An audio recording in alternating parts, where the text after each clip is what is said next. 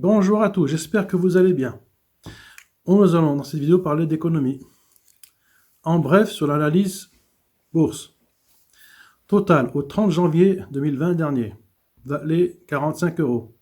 Il part à la casse, au plus bas depuis 10 ans. Tesla risquerait dans un proche avenir de prendre le monopole des voitures électriques, très en vogue et en avance sur les autres constructeurs. Apple, résultat fantastique. Bénéfice en progression de 30 milliards d'USD. Capitalisation de 207 milliards de dollars. Un vrai trésor de guerre. L'iPod dernière génération marche du tonnerre. Et le dernier iPhone, et les iPhones se vendent bien. Résultat LVMH. Extraordinaire.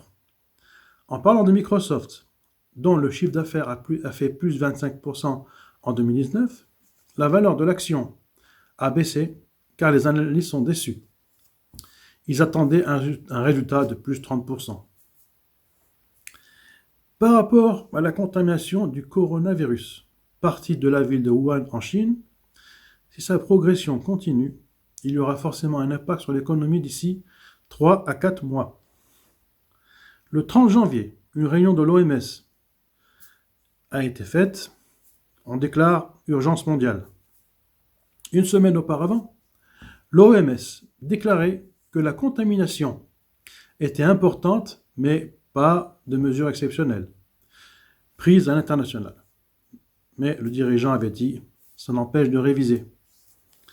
Dans tout cela, quel sera l'impact sur l'économie mondiale?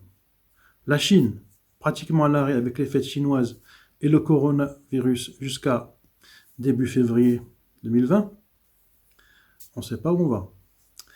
En revenant sur le CAC 40, en janvier 2020, on attendait une respiration.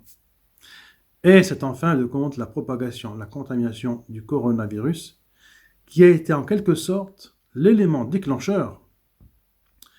Pour rappel, le 21-1-2020, le CAC 40 baissait de moins 1,07%, ainsi que les valeurs du luxe. Vendredi 31 janvier 2020, le CAC 40 terminait la séance à moins 1,11%, soit 5806 points,34.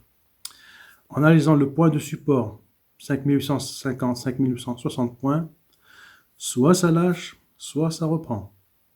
Et là, on est à 5806 points. Dès lundi 3-2-2020, il pourrait baisser encore jusqu'au prochain plancher, soit 5750, 5650 points.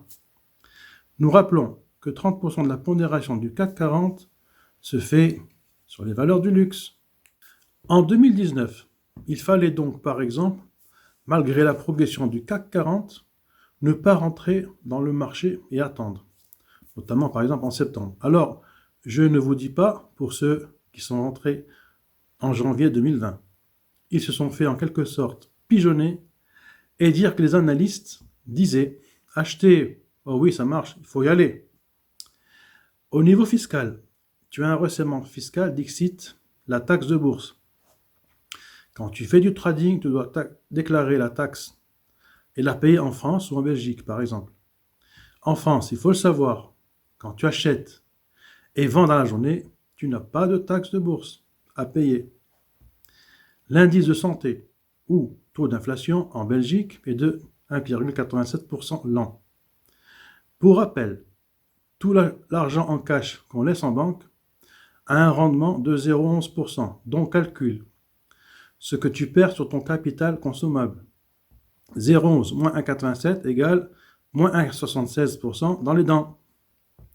Béchat parle de l'indice de niveau de vie basé sur un panier de produits en Belgique et qui ne tient pas compte des frais de scolarité, de l'augmentation des prix et sur le mobilier, etc. Si en réalité, on tient compte de tous ces facteurs endogènes, le taux d'inflation passerait sur 10 ans en moyenne de plus 40%. Donc les consommateurs, quelque part, sont lésés. Mais qui en parle? Personne. On est donc quelque part manipulé. Si en réalité, on a un taux d'inflation de 3%, si les gens ont 0% ou quasiment des gains nuls sur leur placement, Ils perdent donc chaque année, au bas mot, 3% en revenant sur l'informatique. On parle d'obsolescence programmée. Et c'est le cas de l'informatique avec des logiciels programmés pour arrêter le PC, hardware, avec des logiciels, etc. Deux sociétés dans le monde se partagent le cloud, ou nuage, qui sert de stockage des données à un coût X par rapport au type d'abonnement annuel. Nous avons donc Microsoft et Amazon. À eux deux, ils se partagent 50% du marché mondial. Cela concerne les logiciels et les fameuses mises à jour. Prenons par exemple le cas de l'iPad 3.